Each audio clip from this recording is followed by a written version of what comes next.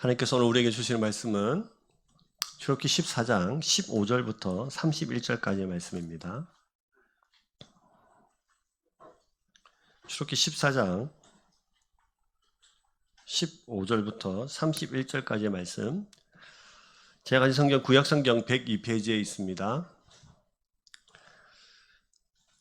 우리 한 절씩 교독하겠습니다. 제가 먼저 읽습니다. 여호와께서 모세에게 이르시되 너는 어찌하여 내게 부르짖느냐? 이스라엘 자손에게 명령하여 앞으로 나가게 하고 지팡이를 들고 손을 위로 내밀어 그것이 갈라지게 하라. 이스라엘 자손이 바다 가운데서 마른 땅으로 행하리라. 내가 애굽 사람들의 마음을 완악하게 할 것인즉 그들이 그 뒤를 따라 들어갈 것이라. 내가 바로와 그의 모든 군대와 그의 병거와 마병으로 말미암아 영광을 얻으리니 바로와 그의 병거와 마병으로 말미암아 영광을 얻을 때야 애굽 사람들이 나를 여호와인 줄 알리라 하시더니 이스라엘 진 앞에 가던 하나님의 사자가 그들의 뒤로 옮겨가매 구름 기둥도 앞에서 그 뒤로 옮겨 애굽 진과 이스라엘 진 사이에 이르러 서니 저쪽에는 구름과 흑암이 있고 이쪽에는 밤이 밝음으로 밤새도록 저쪽이 이쪽에 가까이 못하였더라. 모세가 바다 위로 손을 내밀매 여호와께서 큰 동풍이 밤새도록 바닷물을 물러가게 하시니 물이 갈라져 바다가 마른 땅이 된지라. 바다 가운데를 육지로 걸어가고 물은 그들의 좌우에 벽이 되니 애굽 사람들과 바로의 말들, 병거들과 그 마병들이 다 그들의 뒤를 추격하여 바다 가운데로 들어오는지라.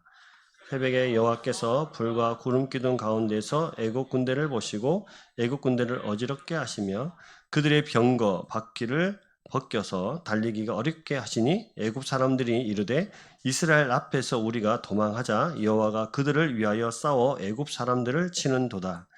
여호와께서 모세에게 이르시되 내 손을 바다 위로 내밀어 물이 애굽 사람들과 그들의 병거들과 마병들을 위해 다시 흐르게 하라 하시니 모세가 곧 손을 바다 위로 내밀매 새벽이 되어 바다의 힘이 회복된지라. 애굽 사람들이 물을 거슬러 도망하나 여호와께서 애굽 사람들을 바다 가운데 엎으시니 물이 다시 흘러 병거들과 기병들을 덮되 그들의 뒤를 따라 바다에 들어간 바로의 군대를 다 덮으니 하나도 남지 아니하였더라. 그러나 이스라엘 자손은 바다 가운데를 육지로 행하였고 물이 좌우에 벽이 되었더라.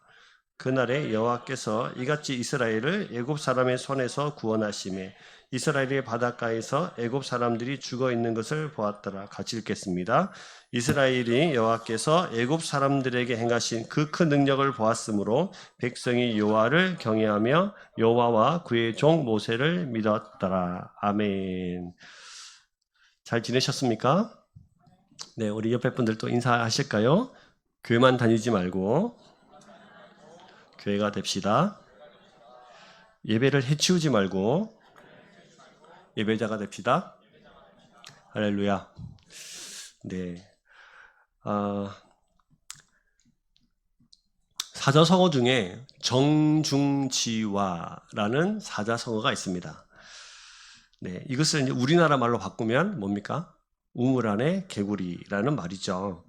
우물 안에 개구리는 평생 우물을 벗어나지 못했습니다.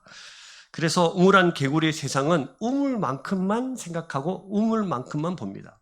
우물 안의 개구리의 하늘은 우물만큼만 보입니다. 그래서 이 개구리는 생각도 우물만큼, 그의 하늘도 우물만큼, 그의 넓이도 우물만큼입니다. 그래서 아주 생각이 적고 자신의 틀을 벗어나지 못하는 사람을 우리가 뭐라고 합니까? 우물안 개구리라는 말을 하죠. 중국의 허왕강의 신하 하백이라는 사람이 처음 바다를 보고 엄청나게 놀랐습니다. 와, 바다가 이런 곳이구나.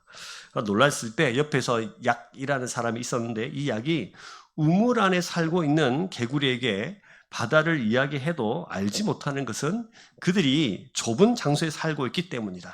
또 여름 벌레에게 겨울의 얼음을 말한다고 해도 알지 못하는 것은 여름만을 믿고 있기 때문이다. 이렇게 말했습니다.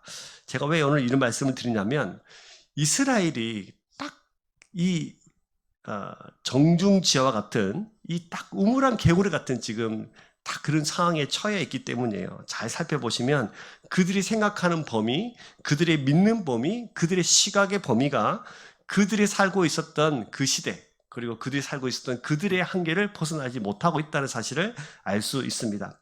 지금부터 하나님 좀 살펴보시면서 그러면 이 이스라엘 백성들이 어디에 갇혀 살았는지를 좀 살펴봤으면 좋겠습니다. 여러분, 이 애굽이라는 곳에서 이스라엘의 신분은 뭐였죠?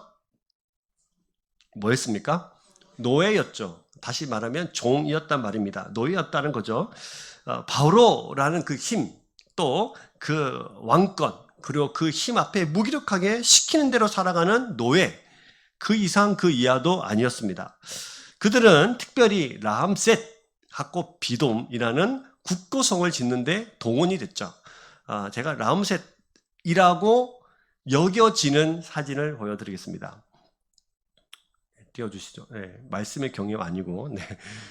여기에 라암셋이지 않을까라고 말하고 있는 그 장소입니다. 정확하게 이곳이다라는 것은 아니고 학자들이 이곳이지 않을까라는 것이 이게 라암셋입니다.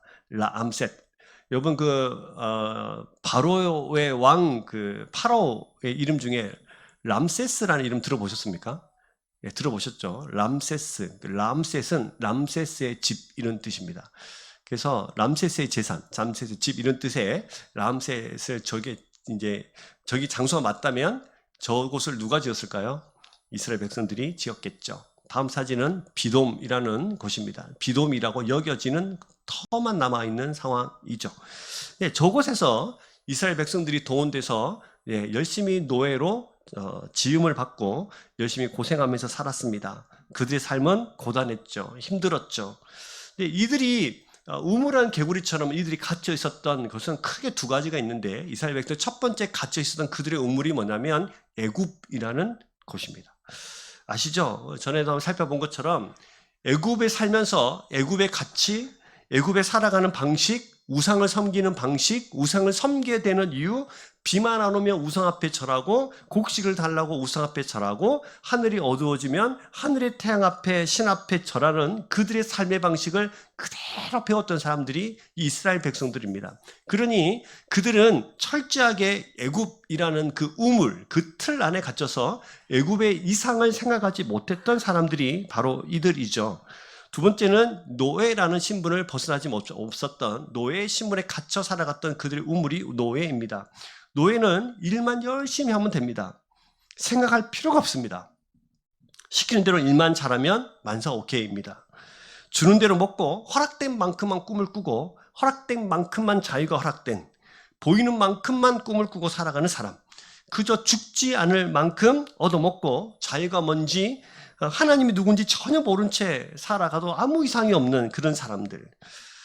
아버지도 노예, 자신도 노예, 또 누구도 노예, 자기 자녀도 노예의 삶을 살아갈 수밖에 없었던 사람들.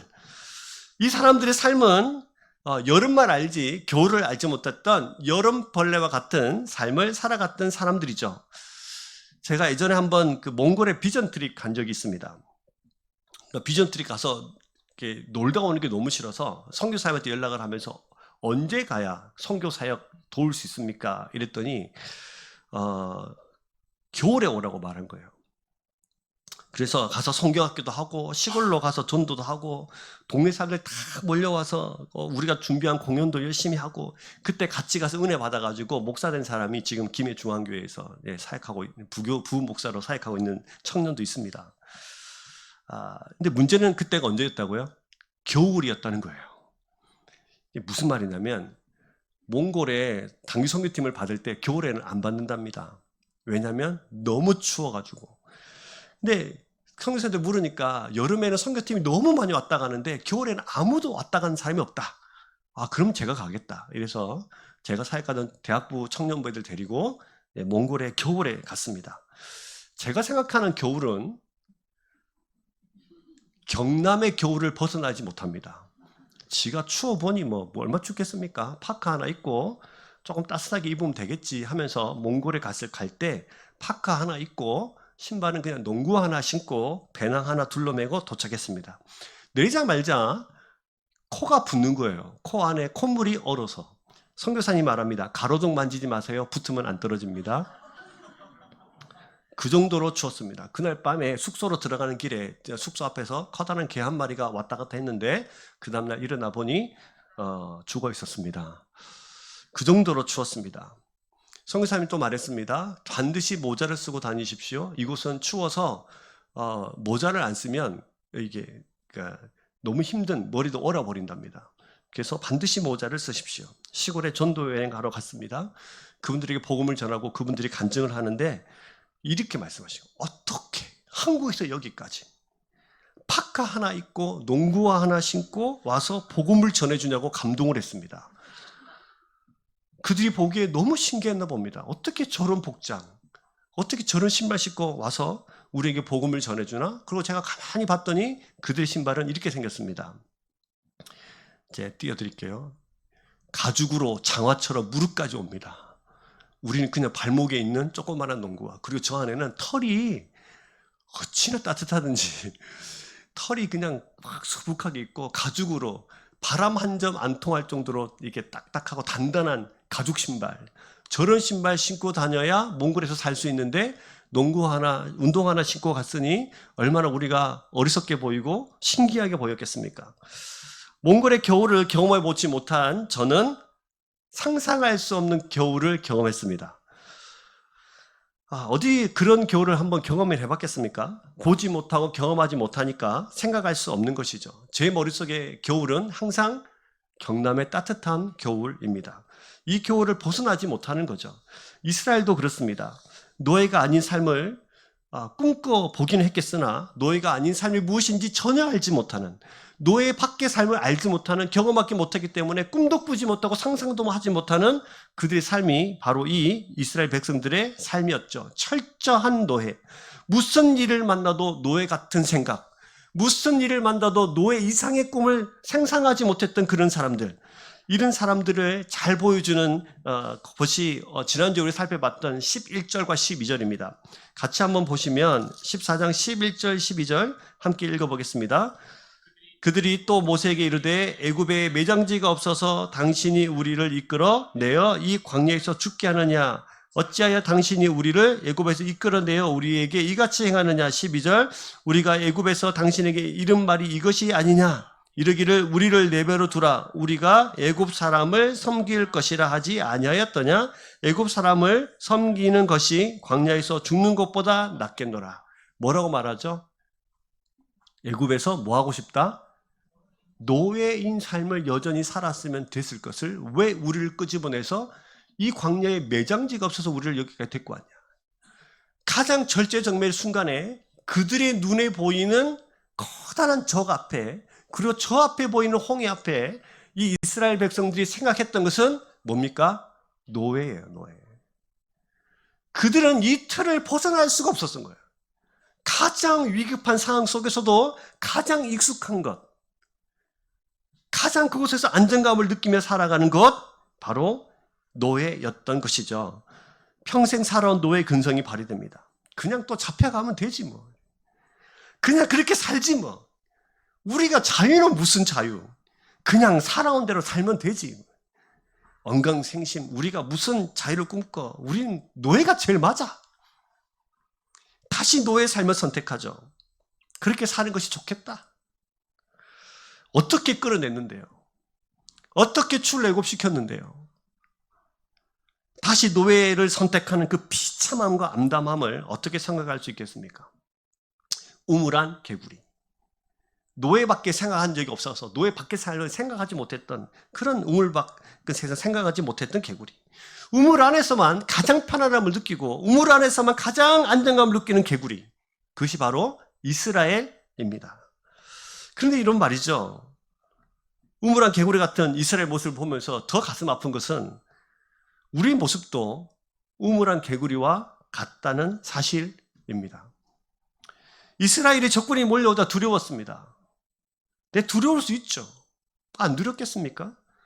두렵지만 들려주신 말씀, 하나님의 계획, 하나님의 약속, 사람으로서 할 수 없는 하나님께서 능력을 믿고 하나님의 약속을 믿고 살아가야 하는 우리 사람 말고 우리 사람이 아니신 온 땅의 주인이시고 창조이신 그분께서 행하시는 그 일들을 꿈꿔야 되는데 여전히 우물한 개구리처럼 이건 안 돼. 저렇게 밀려오는 저 적군을 우리가 어떻게 물리칠 수 있어? 라고 생각하면서 그곳에서 이미 다시 노예 삶을 선택하는 그들의 인생이 우리의 모습과 너무 닮아 있다는 데 문제가 있습니다. 사람은 항상 한계를 가지고 있죠. 사람이 할 수 있는 것은 있는 것 안에서 생각합니다. 여러분, 사람이 하늘을 날 수 있습니까? 100m를 3초 안에 뛰어갈 수 있나요?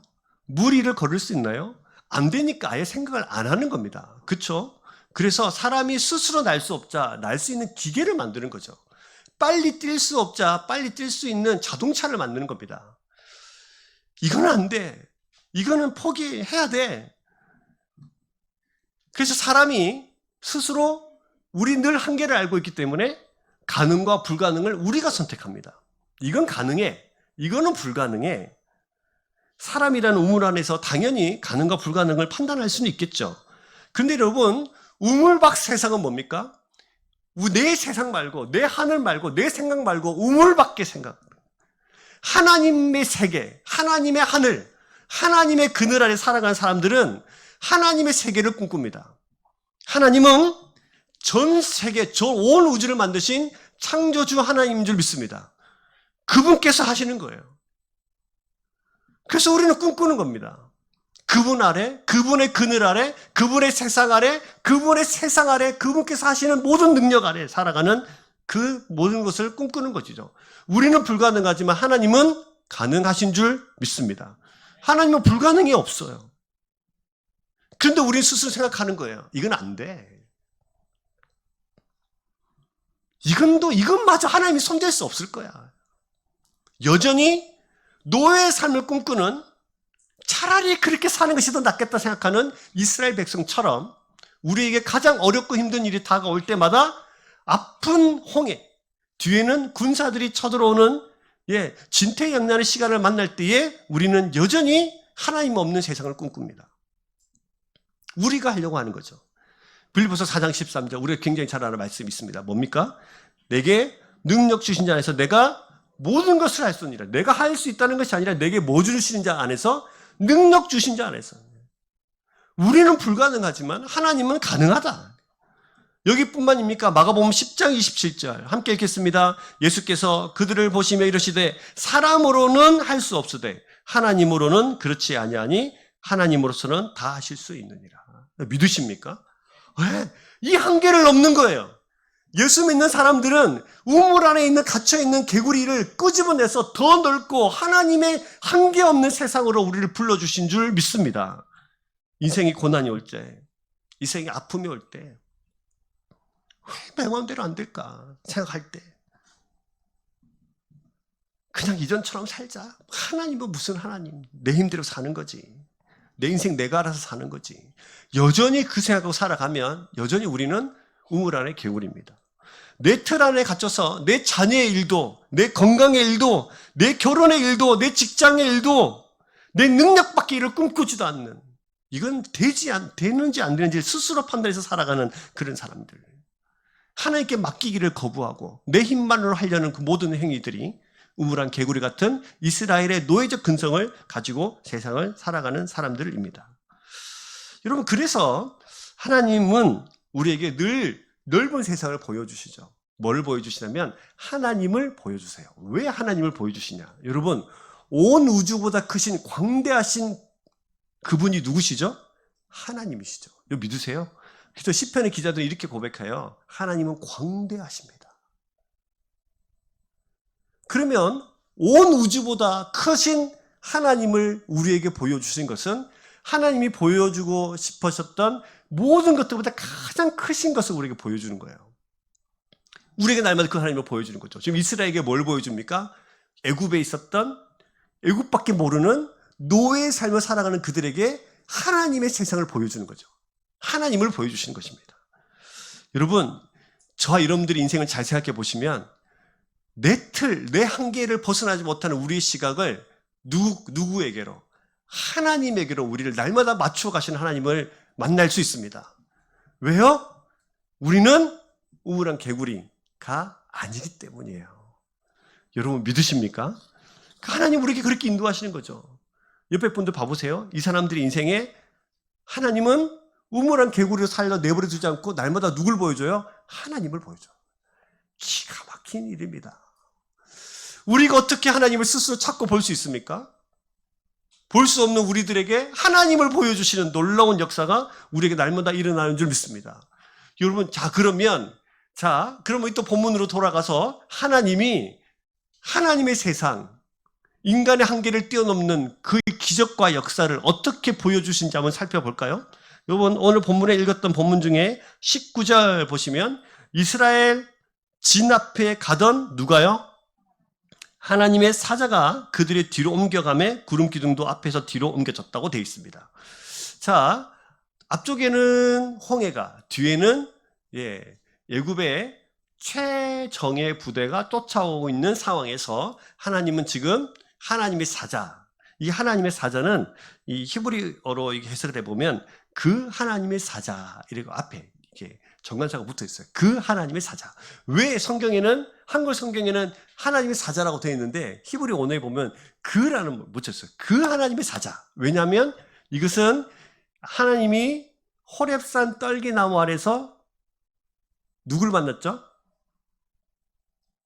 누굴 불렀어요? 모세를 부르셨던 바로 그 하나님이, 우리 삶을 이끄셨던 바로 그 하나님이 앞에서 역사하시다가 지금 뒤로 옮겨가셔서 지금 이스라엘과 애굽의 경계를 짓고 지금 이스라엘을 보호하고 계시는 거죠. 지금 여러분 잘 보세요. 늘 하나님이 지금 하나님의 사자가 이스라엘 백성들 앞에 갔어요. 근데 지금 어디로 갔어요?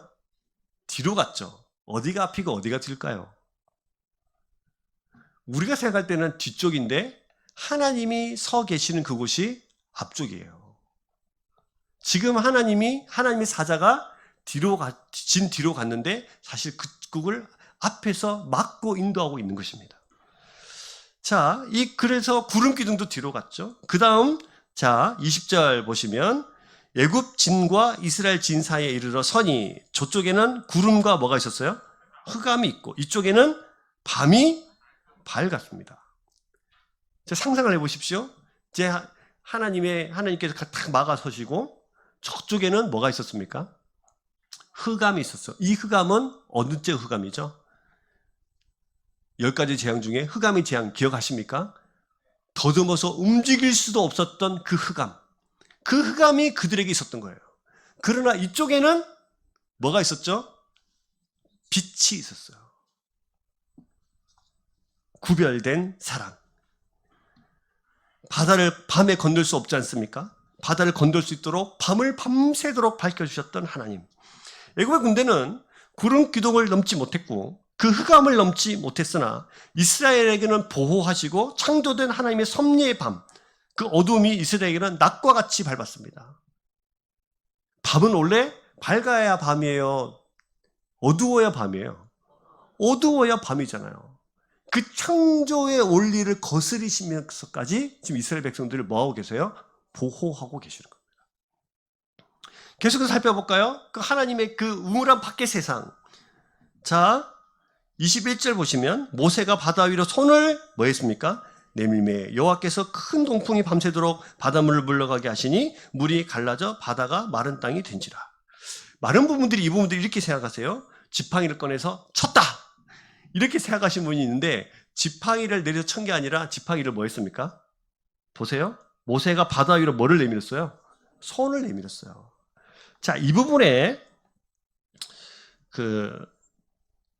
물이 갈라지고 땅이 드러나고 손을 내미는 장면들을 보면서 여러분 한 가지 떠오르는 생각이 없으십니까? 하나님이 세상을 창조하실 때에 물과 뭇을 나누셨잖아요. 기억하시죠? 지금 뭐를 지금 떠오르냐면 창조 때를 떠올리게 하시는 거예요. 하나님의 영이 수면 위에 운행하시는 것처럼 모세가 손을 내밀고 그 다음에 하나님께서 창조 시에 물을 분리시키신 것처럼 물과 땅을 분리시키시고 하나님께서 창조 시에 묻이 드러나게 하셔서 마른 땅이 되게 하신 것처럼 이스라엘 자손도 지금 마른 땅을 밟고 있는 것이죠. 이 부분을 읽으면서 창세기의 창조의 이야기를 떠오르게 하신 것은 지금 홍해를 갈라진 일이 마른 땅이 되도록 하신 것이 누구의 사역이다? 창조주 하나님의 사역이다. 그리고 창조주 하나님의 전능하심, 그리고 새롭게 재창조하고 계신다는 사실을 지금 우리에게 설명해 주고 있는 것입니다. 자, 22절 봅시다. 계속해서 하나님의 역사를 보실까요? 22절. 이스라엘 자손이 바다 가운데를 육지로 걸어가고 물은 그들의 좌우에 벽이 되니. 자, 밤새도록 물이 물러가게 됐습니다. 자, 이 큰 동풍이라고 되어 있는데, 이 큰 동풍은 사하라 사막에서 불어오는 뜨거운 건조성 바람입니다. 밤새도록 불었습니다. 어젯밤에 가정예배 드리면서 뜨거운 바람이 밤새도록 불었다 이러니까는 저희 집 아이들이 이렇게 말했습니다. 그럼 물이 뜨거웠겠네요. 이 뜨거운 물이 밤새 뜨거운 바람이 내가 와가지고 이제 확 갈랐다고 그러니까 바닷물이 뜨거웠겠네요. 벽에 이제 물로 벽이 돼 있다고 그러니까 이 벽도 뜨거웠겠네요. 안에 물고기들이 익었겠네요. 마른 고기가 여기서 처음 나온 거 아닙니까? 뭐 이러면서. 네, 가정예배 드리면 너무 재밌습니다. 자, 이 밤새도록 불러오던 이 바람이 죄송합니다. 히브리를 좀 쓰겠습니다. 이 바람 해서 바다가 갈라졌습니다. 그리고 마른 땅이 됐습니다. 이 마른 땅은 히브리어로 여기서는 하라바라고 돼 있어요. 하라바, 원형이 하라바입니다. 근데 이 단어가 아주 특별해요. 하라바. 원래 육지 하면은 히브리어로 야바사라고 해요. 근데 여기서 하라바라고 돼 있어요. 왜 그러냐면 하라바는 황무지라는 뜻입니다. 황무지. 그러니까 지금 바람이 뜨거운 바람이 확 불러가지고 완전히 건조됐어요. 여러분 아시다시피 바닷물이 있다가 바닷물이 빠지면 밑에가 어떻게 될까요? 질퍽질퍽 하겠죠. 근데 그 홍해는 처음부터 지금까지 홍해였잖아요. 그러면 그 밑에 뻘이 얼마나 깊겠습니까? 한 번도 물이 빠진 적이 없는데. 그렇죠? 근데 그것을 말리셔야 됐습니다. 근데 얼만큼 말리셨냐면 황무지같이 아예 완전 드라이 시킨 거예요. 완전히 말리신 겁니다. 그래서 마른 땅을 걷는 겁니다. 근데 중요한 것은 이 히브리어 중에 하라바랑 비슷한 단어가 헤레브라는 단어가 있어요. 그러니까 우리는 읽으면 그냥 이해가 안 되는데 히브리 사람들이 읽으면 같은 단어가 동시에 떠오르는 겁니다. 예를 들면 여러분 이걸 뭐라고 그러죠? 눈이라고 하죠. 하늘에 내리는 것을 뭐라고 그래요? 눈이라고 하잖아요. 그래서 같은 단어, 같은 글자, 다른 의미인 것처럼 마치 이들에게 하라바라고 하면 뭘 기억나게 하냐면 헤레브를 기억나게 합니다. 헤레브는 뭐냐? 칼이라는 뜻이에요. 자, 마른 땅이 이스라엘 백성들 앞에서는 마른 땅이 되는 거고 헤레브는 뭐라고요? 칼. 왜 여기서 칼이라는 단어가 등장했을까요? 이스라엘 백성과 하나님이 뭐 하셨어요? 싸우셨거든요. 같은 단어, 이 언어 유희라고 합니다. 우리는 잘 이게 이해되지 않지만 히브리 사람들은 딱 듣는 순간 와, 땅인데 칼이야? 이 길을 걷는 이스라엘 백성들에게는 마른 땅이자 이 길을 똑같이 들어오는 이 애굽 사람들한테는 뭐죠? 칼이 돼서 그들을 치는 거예요. 이 단어 안에 하나님께서 이스라엘 백성들을 어떻게 인도해 가시는지, 어떻게 기적이 일어나게 하시는지를 우리에게 잘 설명해 주고 있습니다. 상상이라 했겠습니까? 어떻게 바다가 갈라져요? 어떻게 그 땅을 마른 땅으로 건널 수가 있어요? 그리고 그 갈라진 그 바다는 좌우에 뭐가 됐어요? 벽이 됐어요, 벽이. 물이 쌓이는 거 보셨습니까? 물이 어떻게 쌓여요? 근데 너무 재밌는 것은 그 벽을 만들었는데 그 벽이 또 원어로 살펴보면 그 벽이 그들을 위한 것, 그들을 위한 벽이었다는 뜻이에요. 그러니까 이 벽이 누구를 위한 벽이었죠? 이스라엘 백성들을 위한 벽이었어요. 왜 그러냐? 이 벽은 이스라엘 백성들에게는 안전한 벽이에요. 물이 침범하지 못하는 창조의 원리는, 창조의 섭리는 물이 덮어야 되는 것이 맞잖아요. 근데 하나님의 능력으로 이것을 가르셨고 벽을 만드셨는데 그 벽이 침범하지 못하고 죽이지 못하는 그저 그냥 벽이 된 겁니다. 또 재밌는 것은 여러분 전차가 전쟁을 잘 하려는 전략이 있어요. 전략이. 전차 부대 막 오면 여러분, 전차 부대는 뒤에서만 쫓아와서 되는 게 아니에요. 어떻게 해야 됩니까? 포위해야 됩니다. 포위하려면 어디서 와야 되죠? 측량 공격이 가능해야 돼요. 근데 지금 양쪽 좌우에 뭐가 됐어요? 벽이 됐기 때문에 측량 공격이 안 됩니다. 그럼 어디로만 와야 되죠? 뒤에서 쫓아만 와야 돼요. 이 모든 것들이 하나님께서 아주 세밀하게 지금 이스라엘 백성들을 이끌고 가고 계시고 벽을 만드셔서까지 그 물이 침범치 못해서 그 삶을, 생명을 유지하도록 하나님께 그들을 보호하고 있다. 자, 22절 보시면 이스라엘 자손이 바다 가운데를 뭐로? 육지로 걸어갔다고 돼 있어요. 그러니까 사실은 이스라엘 백성들은 따지고 보면 바다를 걷는 게 아니라 뭘 걸은 거예요? 육지로 그냥 걸어간 거예요. 그리고 23절 보시면 애굽 사람들과 바로의 말들, 병거들과 그 마병들이 다 그 뒤를 추격하여 어디로? 바다 가운데로. 좀 재밌는 표현 찾지 않으셨어요? 22절 보시면 육지로, 23절 보시면 바다 가운데로. 이 길이 다른 길입니까? 같은 길이죠. 이스라엘 백성들이 걸었던 그 길은 육지가 되는 것이고 애굽 사람들이 쫓아왔던 그 길은 뭐요? 바다가 되는 거예요. 지금 하나님께서 이스라엘 백성을 이렇게 인도해 가고 계신다는 표현을 아주 잘 사용하고 있습니다. 같은 길, 그러나 다른 길. 같은 길을 걸으나 하나님의 세상에서 그들의 백성은 홍해를, 바다를 육지로 걸어가는 길이고 하나님 밖에 있는 사람들, 하나님의 세상 속에 거하지 못하는 사람들은 그 길은 그저 바다였던 거예요. 여러분, 원래 싸우는 장소가 중요하지 않습니까? 전쟁을 하려면 싸우는 장소가 중요하잖아요. 하나님 홍해를 이스라엘에게 구원의 장소로, 애굽의 군대에게는 죽음의 장소로 지금 선택하고 계시는 것입니다. 여러분, 저와 여러분의 인생도 이렇게 인도에 오셨죠.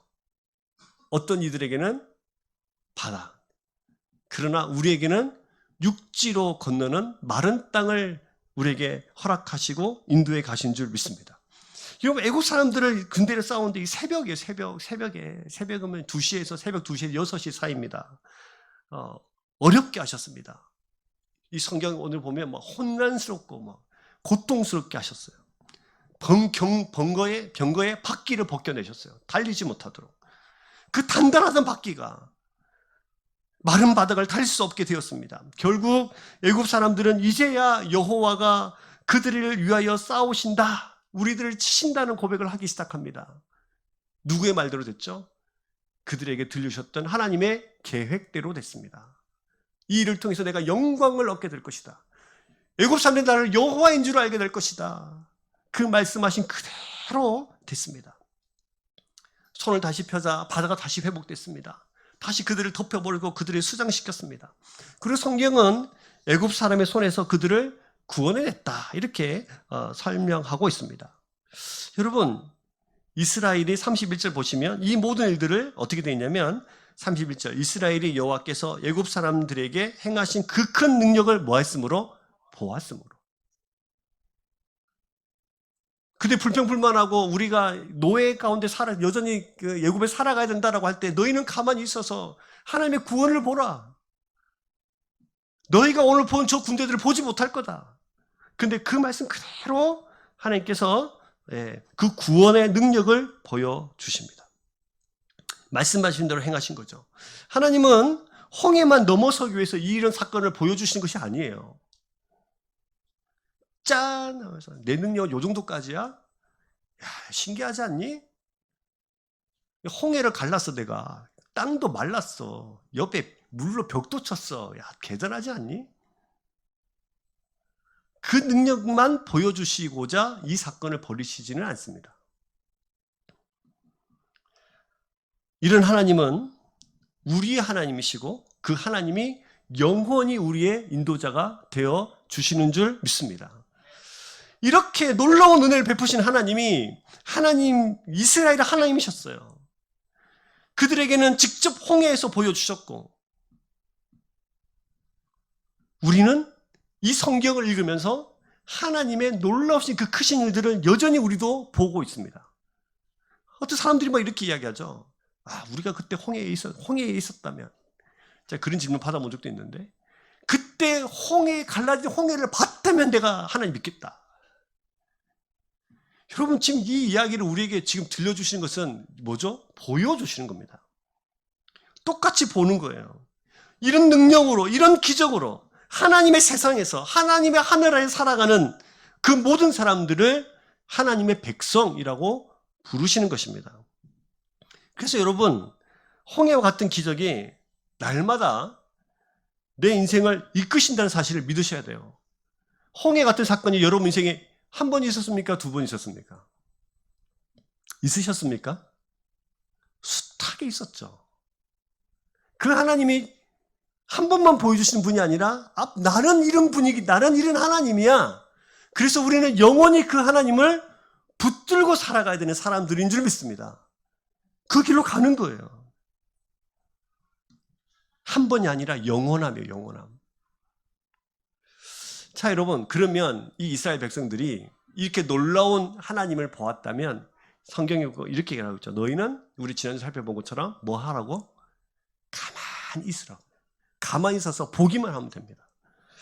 근데 여러분, 가만히 있는 게, 두려움 앞에서 가만히 있는 게 쉽습니까? 어려워요. 진짜 어려운 일이에요. 근데 두려움 앞에서 가장 적극적인 자세는 가만히 있는 거라고 설명합니다. 가만히 있는 것. 두려워하지 말라. 두려운데 두려워하지 말래요. 가만히 서 있으라고 그래요. 하나님의 역사를 기대하는 것이죠. 하나님의 역사를, 약속을 믿고 기다리는 것입니다. 근데 여러분, 이 기다릴 때 어떻게 기다려야 될까요? 우리는 이렇게 말하죠. 이 기다림이라 하니까 아무것도 하지 말고 기다리는 것처럼 보이는데, 우리는 이렇게 이야기할 때가 있어요. 세월이 약이다. 근데 여러분, 세월이 약이다는 말은 그냥 아무것도 하지 말고 기다리면 언젠가 해결된다. 시간이 해결해 준다. 이런 뜻입니다. 근데 여기서 기다리라는 말은 그런 뜻이 아니에요. 우리는 기다리되 뭘 기다리냐면 하나님의 약속의 성취를 기다리는 거예요. 그저 시간이 흘러서 시간이 해결해 주겠지가 아니라 누가 해결해 주겠지? 하나님이 해결해 주겠지. 그래서 기다림의 자세는 기도하는 것입니다. 기다림의 자세는 기도하면서 기다리는 거예요. 그저 아무것도 하지 않고 가만히 넋놓고 앉아가지고 아이고 세월이 흘러가면 뭐 되겠지, 이 정도가 아니라 뭐 하는 거라고요? 기도하는 것이에요. 하나님께서 저 군대들 다 어떻게 하시겠다고 말씀하셨으니까 하나님이 하십시오. 지금 하나님이 하실 때입니다. 하나님 지금 역사하실 때입니다. 하나님 도와주십시오. 기도하는 거예요. 우리가 어려운 일을 만날 때마다 우리가 성도들을 붙잡고 이렇게 말하죠. 기도하자. 기도합시다. 때로는 이 말이 너무 무책임하게 들릴 때도 있어요. 내가 뭐 기도 모르나? 기도하는 거 알지? 그럼에도 불구하고 우리가 옆에서 손 꼭 붙잡고 뭐 하자고 그래요? 기도하자고 그래요. 그러면 사실은 기도만큼 하나님의 역사를 간절히 바라는 게 없습니다. 우리 힘으로 되지 않기 때문에 우리의 노예적 근성은 기도하는 것이 뭐 특별한 일이겠나? 그저 세월이 해결해 주겠지. 노예적 근성이 발생해요. 그런 하나님의 세상에, 하나님의 그늘 아래, 하나님의 하늘 아래 있는 사람들은 철저히 이 모든 상황을 누구한테 맡기고? 하나님께 맡겨요. 기도하는 거죠. 여러분, 그래서 기도하셔야 됩니다. 기다릴 때 어떻게 기다리라고요? 기도하면서 기다리는 거예요. 여러분, 저희 참 좋은 교회도 제가 기도하면서 생각해 보니까 참 좋은 교회도 어려운 일을 우리가 많이 만났잖아요. 그때마다 뭐 하면서 기다리셨어요? 기도하면서 기다리셨잖아요. 그렇게 지금까지 왔잖아요. 그러면 코로나 시대를 우리가 겪고 있습니다. 많은 분들이 물어보니까 기존 성도의 60%, 많으면 70% 지금 주일 예배에 출석한다고 합니다. 물론 저희는 숫자가 작습니다만 우리는 거진 다 오십니다. 이전보다 더 많이 오십니다. 50명이 넘게 모이고 있습니다. 지난주에 53명인가 4명인가 오셨습니다. 오늘 우리 장로님 기도하신 대로 저희 교회가 하나님의 교회의 본질을 작지만 놓치지 않으려고 노력하면서 날마다 고민하고 기도하는 가운데 있습니다. 여러분, 저희 교회가 물론 부족한 게 많지만 건강한 교회라고 생각합니다. 물론 앞으로 더 건강해져야겠죠. 그렇게 가는 겁니다. 기도하면서 견뎌오셨기 때문에 지금의 영광을 보는 것입니다. 앞으로도 더한 하나님의 역사가 저희 교회 가운데 일어날 줄 믿습니다. 여러분의 삶 가운데도 그렇게 인도해 가실 줄 믿습니다. 예, 우리의 삶도 그런 거예요. 여러분들이 기다리는 거 아주 잘 하시잖아요. 그런데 이제 기도하면서 더 기도하면서 기다리셔야 돼요. 여러분 인생에 고난과 어려움이 올 때 뭐 하면서 기다리셔야 돼요? 기도하면서 기다리셔야 돼요. 하나님께 맡기시는 것입니다. 하나님이 하시도록. 근데 여러분, 기도하면서 기다릴 때 믿음이라는 게 필요하잖아요. 몇 %의 믿음이 필요할까요? 여러분, 믿음 있다 하면 몇 %의 믿음 정도 돼야 믿음 있다 이렇게 말할 수 있습니까? 늘 우리의 부담이 되는 100%의 믿음? 옆에 분들 봐보시죠. 이분은 몇 %의 믿음일까요? 100%. 10번 다 두려움과 어려움이 올 때마다 전혀 흔들림 없는 그런 100%의 믿음일까요?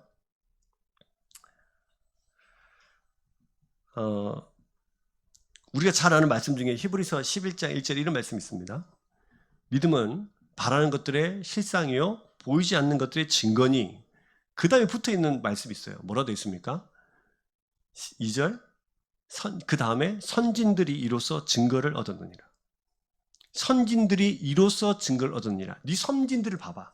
니네 선배를 봐봐 어땠는지. 이게 믿음이야? 이렇게 설명했어요. 그러면 여러분, 믿음의 대표 누굽니까? 아브라함이죠. 아브라함의 믿음은 어땠을까요?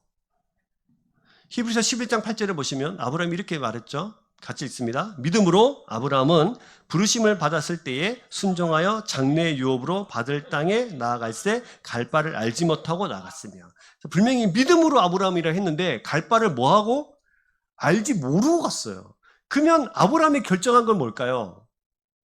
어디로 갈지는 몰랐는데 그저 하나님만 따라가면 되겠다라는 그 정도 믿음이에요. 전혀 흔들림 없고 막 우리나라 가장 좋은 곳으로 인도해 가겠다는 그런 완전한 믿음으로 따라간 게 아니고 하나님을 쫓아가면 되겠다라는 결단인 거죠. 이 결단을 하나님께서 믿음이라고 보시는 것입니다. 히브리서 11장 29절을 오늘 홍해를 건너는 이스라엘 백성들이 이야기를 하십니다. 같이 있습니다. 믿음으로 그들은 홍해를 육지같이 건넜으나 애굽 사람은 이것을 시험하다가 빠져 죽었으며. 뭘로 건넜다고요? 믿음으로 그들은 홍해를 뭘로? 육지같이 건넜습니다. 자, 근데 보세요, 여러분. 쭉 살펴보니까 이스라엘 백성들이 100% 믿음으로 이 홍해를 건넜나요? 아니에요. 하나님께서 우리에게 말씀하셨으니까 이거는 분명히 이루어질 거야. 홍해는 무조건 갈라지고 군대가 뭐 쳐들어든 말든 우리는 절대로 흔들림 없어. 이렇게 안 했다고요. 두려웠습니다. 다시 노예로 돌아가면 안 되겠냐고. 왜 우리를 이곳에 데리고 와서 우리를 이렇게 죽이게 하냐고. 그렇게 고민하면서 원망하며 불평하면서 때를 쓰면서 그랬던 사람들이 이스라엘 백성들이라고요. 어떤 믿음이 필요하냐면 100% 흔들림 없는 믿음이 아니라 은혜 안에 머물러 있기만 하면, 그분이 인도하신 데 따라가기만 하면 하나님은 반드시 우리를 가장 좋은 곳으로 인도하시겠다는 그 믿음이요. 하나님만 따라가면 되겠다는 그 결단, 그것이 비록 100% 믿음은 아닐지라도 그것을 하나님께서 믿음이라고 인정해 주십니다. 막 흔들리면서 가는 거예요. 이걸로 가면 되겠나? 은혜 안에 머물러 있기만 했는데 믿음이라고 말씀하십니다. 우리가 무슨 믿음이 있습니까? 마른 청산 유수처럼 산을 옮길 만한 믿음이 있는 것 같이 막 이야기해도 조금만 어려움이 오면은 그 믿음 다 어디로 갔는지, 온데간데 없고, 그 믿음으로 어떻게 우리가 세상을 믿음으로 살아요? 그러나 은혜 안에 머물러 있기를 소망하는 그 마음, 하나님 안에서만 있기 원하는 그 결단을 하나님이 뭘로 인정하신다고요? 믿음이라고 인정하십니다. 그래서 우리가 있는 거예요. 썩이 터져 죽겠죠. 그냥 제가 하나님 같았으면. 그렇게 이야기했는데 도대체 믿음이 언제 생길래? 도대체 교회 다닌 지가 몇 년인데 아직도 그걸 못 뛰어넘고 있노. 언제쯤 네가 될래? 근데 하나님 우리에게 이렇게 말씀하시죠. 신약에 가보면 겨자씨 하나일 만한 믿음이 있어도 이 산이 옮기라면 저리 갈 거다. 우리에게 하나님은 정말 큰 믿음을 요구하시지 않습니다. 여러분, 홍해를 건널 때 이스라엘 백성이 한 게 있습니까? 없습니까? 아무것도 없어요. 홍해를 가르신 분도 하나님이시고 그 홍해 앞에 이스라엘 백성을 데려다 놓으신 분도 하나님이시고 바로의 마음을 완악하게 하셔서 바로의 군대가 쫓아오게 하신 분도 하나님이시고 불기둥과 구름기둥으로 그들을 갈라놓으시고 이쪽에는 따뜻하게 저쪽에는 흑암으로 해놓으신 분도 하나님이시고 벽을 치시고 동큼을 부시고 모든 것이 다 하나님 하셨어요. 이스라엘 백성은 그냥 그 길을 하나님께 여셨던 그 길을 걸어가기만 했을 뿐입니다. 근데 그것을 믿음이라고 말씀하시는 거죠. 하나님께서 여셨던 그 길을 그냥 가기만 하면 됩니다. 우리는 뭐 이 길로 가야 될까 저리로 가야 될까? 아니요. 하나님께 여셨던 그 길로만 가는 것이 믿음인 줄 믿습니다. 결단하십시오. 어떤 일이 있든 주님의 인도에 따라 가겠다고. 어떤 일이 있든 어떤 환경이든 하나님 하신 일을 기도하면서 기다려보겠다고. 결단하십시오. 우물한 개구리처럼 내가 보았던 내 인생만 생각하지 말고 하나님의 세상 안에서 하나님께서 하시면 뭐든지 된다는 그 믿음 결단하십시오. 결단하십시오. 어려움이 오면 불평, 불만, 다시 노예 군사 이건 안 되겠지. 내 질병, 내 고통, 내 아픔, 내 물질적인 상황 안 되겠지. 우리의 생각을 뛰어넘을 수 없는 노예 근성이에요.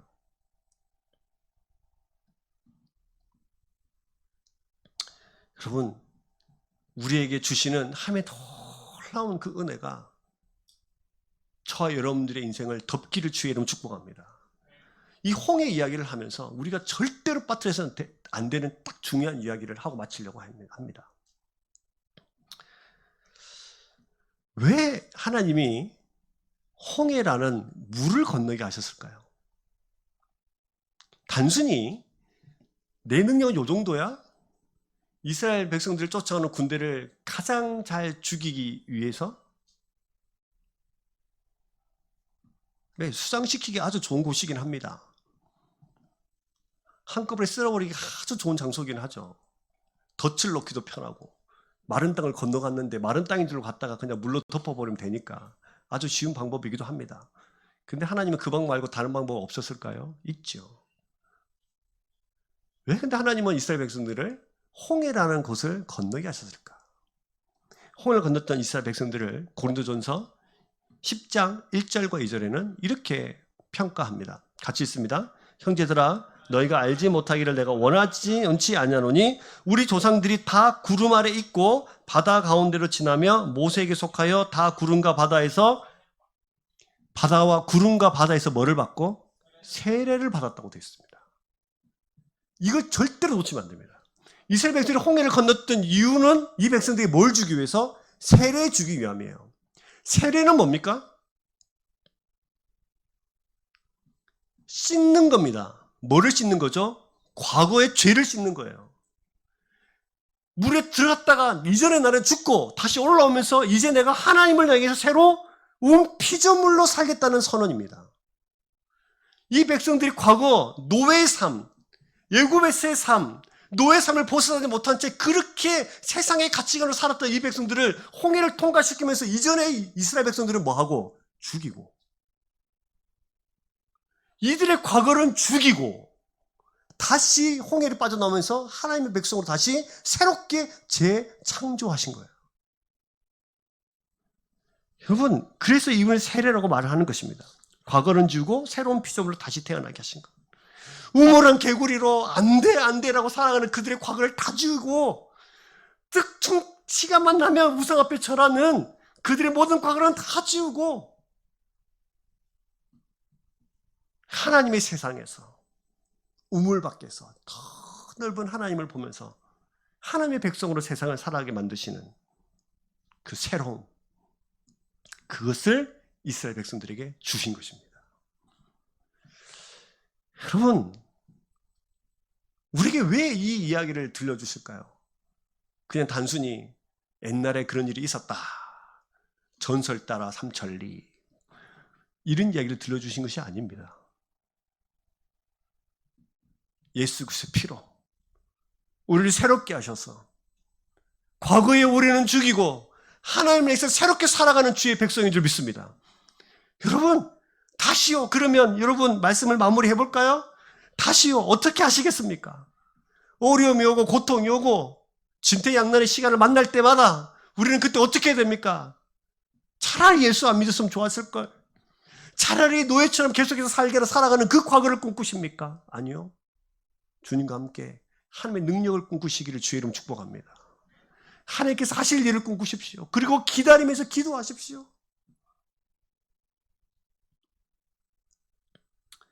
그렇게 살아가는 사람들이 참 좋은 교회 성도 한 명 한 명이 되기를 소망합니다. 언제 기도하시겠습니까? 제가 이렇게 기도하십시오 그러면 아멘 하고 돌아가셔서 언제 기도하실래요? 여러분 언제 기도하십니까?